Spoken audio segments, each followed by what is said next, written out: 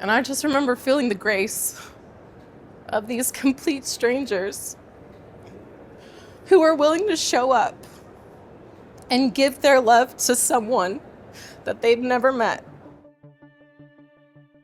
So back in 2019, my doctor told me that on a brain scan, they had found a tumor on my pituitary gland.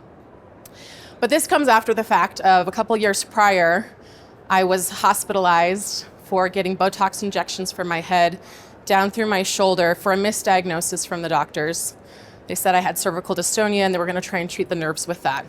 So I was actually hospitalized with botulism, pronounced dead in the hospital, and had to learn to walk, talk, speak, do all of those things again.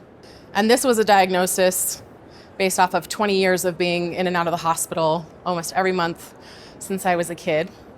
And at this point, though, when I got the brain tumor diagnosis, I had a doctor who was younger and believed me when I said that I didn't think that I would need surgery or medication. And he said he didn't know how that was going to happen, but I told him I was going to give myself 3 months and I would get back to him in 3 months, and if it wasn't gone, then we could have a better conversation. I remember hearing about Dispenza's story saying that he had healed his own body, and I thought, I'm familiar with this concept. I've heard of other people doing that before, so I was going to see myself in my wellness. I meditated every morning before school, and I decided to walk or run everywhere during this time to release energy out of my body. And then I would walk to school, which was like 6 miles away, and then I would be in class all day, trying not to think about what's going on in my body, which was very hard if anyone's ever been in that position. And then I would run to a float tank after school and just float for an hour listening to monks chanting. And then I would walk back home from there, and then I would meditate when I got home. And I did this every day for 3 months. When I went to get my MRI again, which is literally like a week before finals, before my graduation. So this whole time I'm like trying to graduate and not have this thing going on. And they took my MRI, and the technicians said, I don't know what you're talking about, but you have no sign of a tumor in your brain. Which was about a year later. Going back in for my checkup, they found masses all through my uterus and up through my chest into my heart center.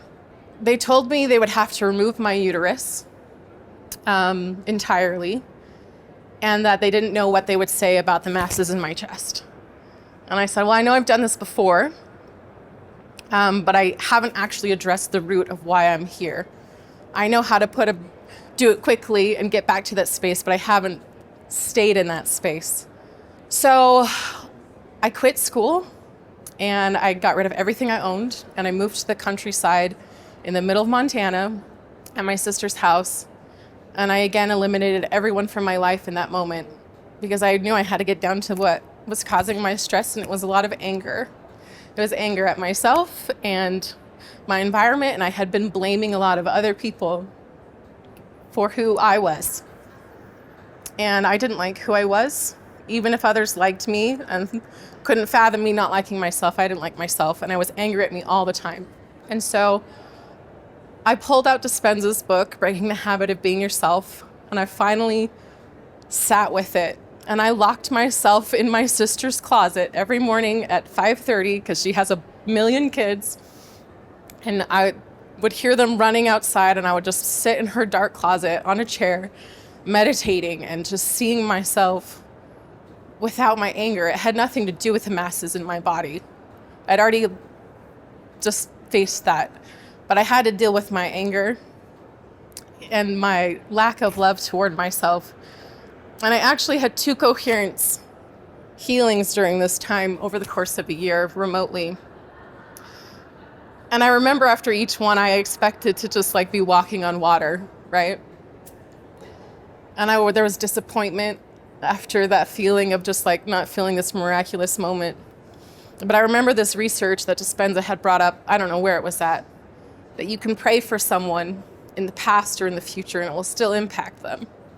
And I just remember feeling the grace of these complete strangers who were willing to show up and give their love to someone that they've never met.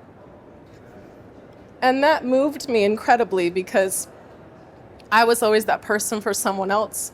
I didn't have that grace and love growing up. And that touched the spot of my anger, which is truly hurt, as we know.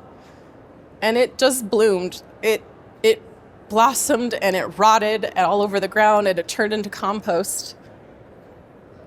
And even though I didn't have a miraculous moment at that time to what I thought it should be, I knew it had changed. 9 months after the fact of getting that diagnosis of saying they were going to remove my uterus, I went back to the doctors and they said, I don't know how this happened, but there's no evidence of anything going on in your body. It is completely clear and it is completely clean. And whatever you're doing, keep doing it. And I was just like, great, see y'all never. And I've been clean and clear ever since. And that was in 2021, my final diagnosis. And I still get checked annually.